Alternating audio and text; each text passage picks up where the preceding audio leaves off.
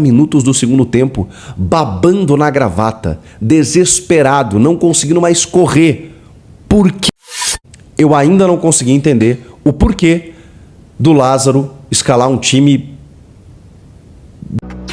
Saudações corintianas, meus amigos, tudo bem com vocês?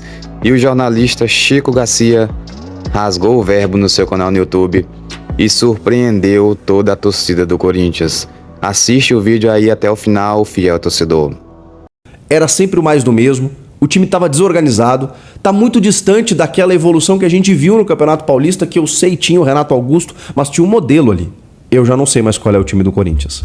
Eu já não sei mais qual é o modelo tático, eu já não sei mais qual é a alternativa, eu já não sei mais. Então, assim, aquilo que estava crescendo, que estava interessante, não pode ser só por conta da ausência do Renato. Não pode. Não pode um jogador destruir todo o plano tático de um técnico. E não pode ir para um jogo eliminatório de Copa do Brasil que vale muito e que você corre um risco enorme, mesmo que seja um adversário de Série C, e ir com um time misto, desorganizado, e tomar o totó de bola que tomou de um time da Série C. Não pode. E foi o que aconteceu. E aí vem a pá de cal, porque no segundo tempo, Muriqui faz a jogada pelo lado esquerdo, abre na direita e aparece no meio da defesa, como assim? Como se não tivesse defensor. A bola vem cruzada, ele simplesmente empurra para dentro do gol. E os caras olhando. O Corinthians foi mal defensivamente, ofensivamente não agrediu o gol do goleiro adversário, do goleiro Vinícius. Não teve construção de jogo. Não teve volume que a gente pensa, meu Deus, tem uma pressãozinha. O Roger Guedes criou alguma coisinha ou outra ali no segundo tempo. Tem uma falta muito bem batida por ele, que a bola passa raspando. Só. O Corinthians poderia ter feito um gol ocasional que lhe deixaria numa situação mais confortável para decidir na arena no jogo de volta. Mas não seria justo com o jogo. Aliás, o justo com o jogo seria um placar até maior.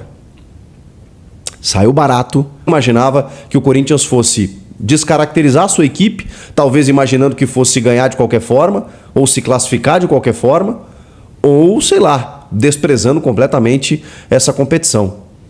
Eu ainda não consegui entender o porquê do Lázaro escalar um time dessa maneira.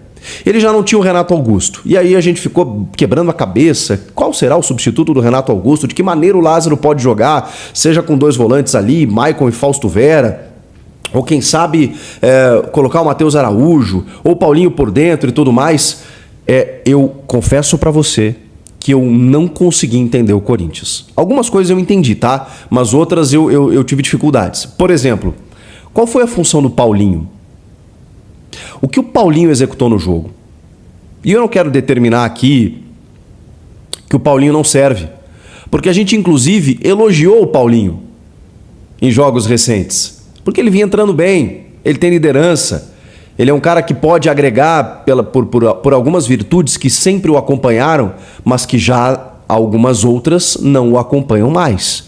Ele não tem a mesma vitalidade, ele não tem a mesma intensidade e ele não pode mais ser um meio-campista, muito menos um substituto para o que o Renato vinha fazendo. O Paulinho, na minha concepção, jogou mais próximo do Yuri Alberto do que necessariamente do meio-campo. Isso até poderia ter sido interessante se ele tocasse mais vezes na bola, se ele fosse mais participativo. É claro que a atuação do time em si, coletivamente, também não favoreceu, mas o Paulinho não existiu. Então, quando você coloca uma figura como Paulinho no time, você imagina que ele vá contribuir de diversas formas, e não foi o que aconteceu. Paulinho não entregou futebol na noite dessa quarta-feira. Bom, o Lázaro escalou o Cássio no gol, o Duqueiroz na lateral direita para preservar o Fagner, preservar para quê eu não sei.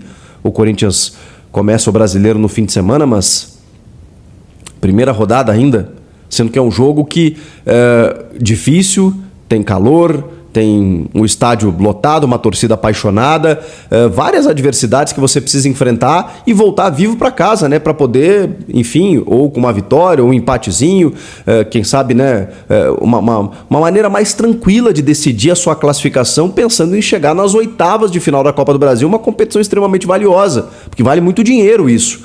Você não pode rasgar esse primeiro jogo do tipo assim, o que der para conseguir lá a gente consegue. O importante é focar no brasileiro. Isso para mim já foi um erro de planejamento desde a escalação, tá? Gil e Bruno Mendes os zagueiros e o Fábio Santos na lateral esquerda. Aí tem algo inexplicável. Porque o Fábio Santos, a gente sabe da capacidade dele, ele é um monstro de jogador, ele joga bem, ele joga todos os jogos, só que aí pode ter um problema. Como é que você preserva o Fagner e deixa o Fábio Santos jogar no Mangueirão? Como? Como que você faz isso? O Fábio Santos tem 37 anos, gente. E o Corinthians contratou um dos raríssimos reforços para a temporada, foi justamente o Matheus Bidu. Se não era o jogo para o Matheus Bidu, não sei.